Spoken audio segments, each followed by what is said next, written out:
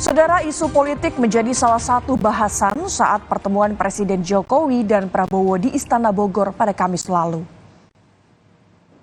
Yang ini dibenarkan oleh Sekjen Gerindra Ahmad Muzani yang menyebut jika pada Kamis 25 Mei 2023 Presiden Jokowi memanggil Menteri Pertahanan Prabowo di Istana Bogor.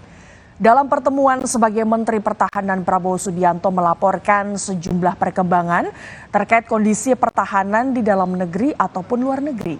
Namun, Sekjen Gerindra Ahmad Muzani memastikan pertemuan ini juga turut membahas isu politik.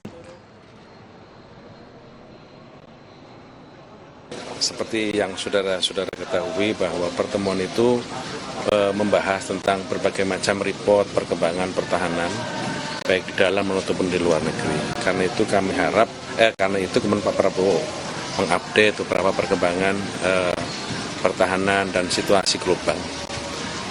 Pertanyaannya apakah bicara politik? Ya, saya tidak bisa pungkiri bicara politik. Bicara politik.